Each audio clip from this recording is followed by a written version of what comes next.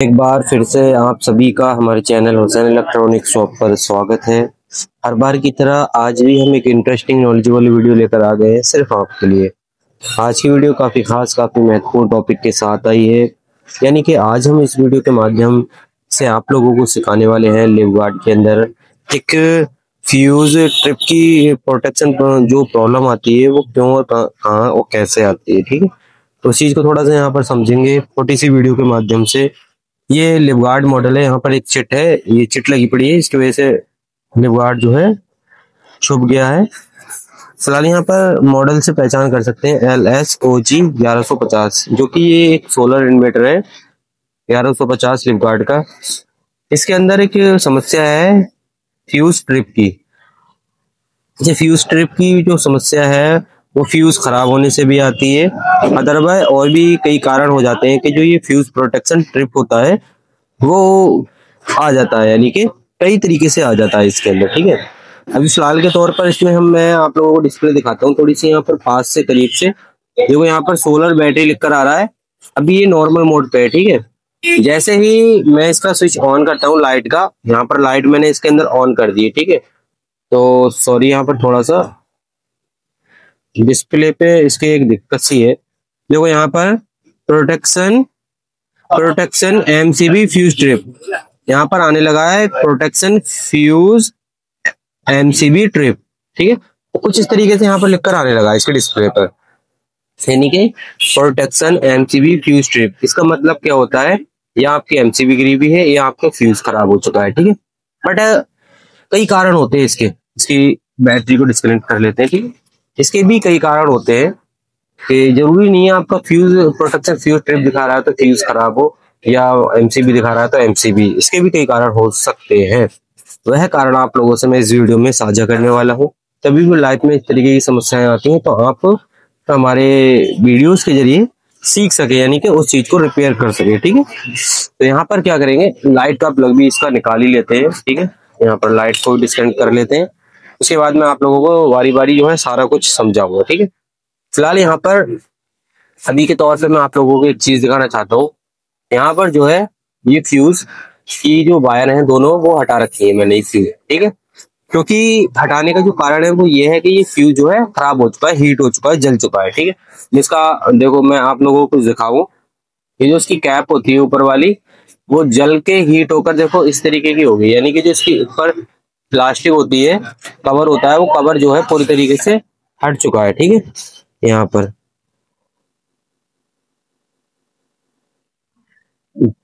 तो इस वजह से यहाँ पर ये देखेंगे ये है। ठीक है, तो इसके ऊपर जो कवर होता है प्लास्टिक का वो पूरी तरीके से हट चुका है, आप देख सकते हो। ऐसे ये कब हटता है, ठीक है, कब हटता है, तब हटता है जब हमारा इन्वर्टर, ये हमारा फ्यूज जो है बहुत ज्यादा हीट हो जाता है। बहुत ज्यादा हीट होने के बाद ही हमारा इस तरीके की कंडीशन होती है। तो यहाँ पर मैंने क्या कर रखा है, दोनों तारों को डिस्कनेक्ट कर रखा है, जिसकी वजह से ये फ्यूज प्रोटेक्शन दिखा रहा है। ठीक, बट मैं एक चीज और यहाँ पर दिखाऊंगा आपको, जरूरी नहीं है कि हमारा फ्यूज ही खराब होगा तभी ये प्रोटेक्शन की कंडीशन आएगी, ऐसा नहीं है।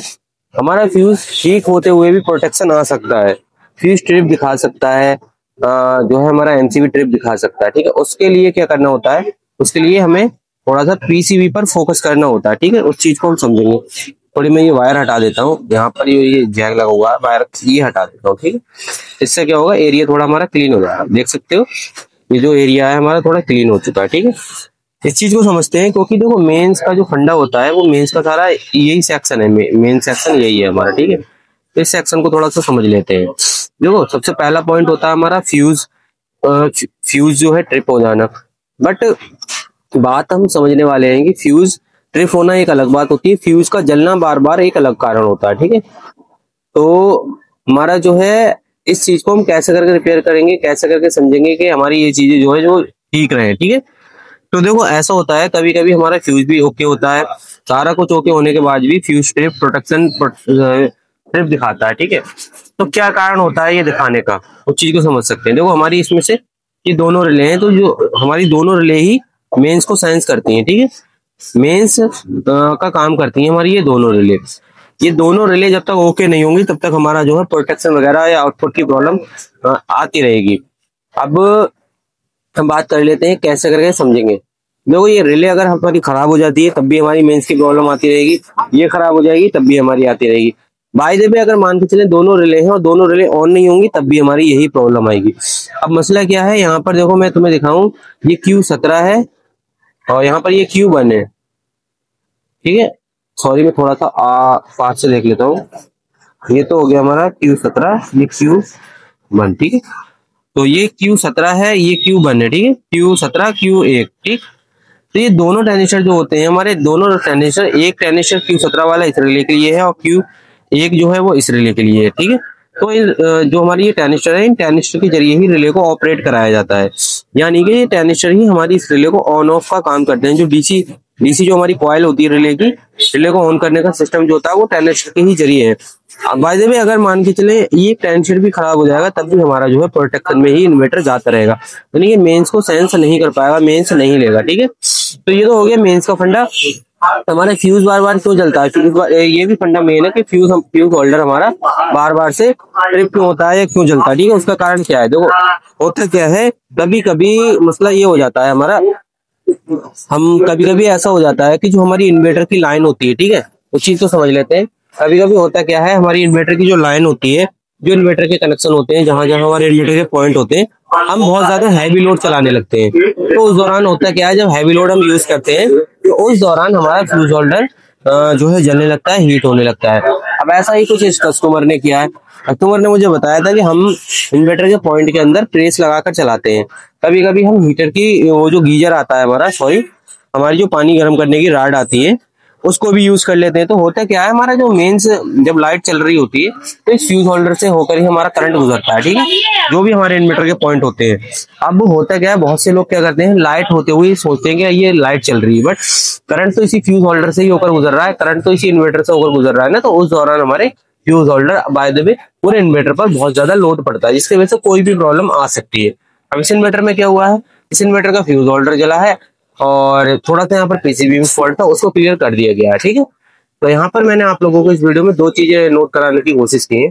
सबसे पहला तो सिंपल सा है कि इन्वर्टर के पॉइंट में हैवी लोड ना यूज करें। दूसरा, अगर मान के चले ये है इन्वर्टर लिवगार्ड LSOG 1150, यानी कि लिवगार्ड का सोलर वाला 1150 मेंस की प्रॉब्लम करता है, मेन सेंस नहीं कर पाता, प्रोटेक्शन बार बार जो है ट्रिप या कुछ दिखा रहा है, तो आप जो है इस वाले सेक्शन में काम कर सकते हैं, इस वाले सेक्शन में, ठीक है। ये सेक्शन को चेक करना बहुत ज्यादा जरूरी है, रिले सेक्शन, ठीक है। तो आप लोगों से ये छोटी सी एक जानकारी साझा करना था। आप लोगों से उम्मीद है कि आप लोग इस चीज को समझ गए होंगे कि क्या प्रॉब्लम है, क्या समस्या है, कैसे करके हमें रिपेयर करना है।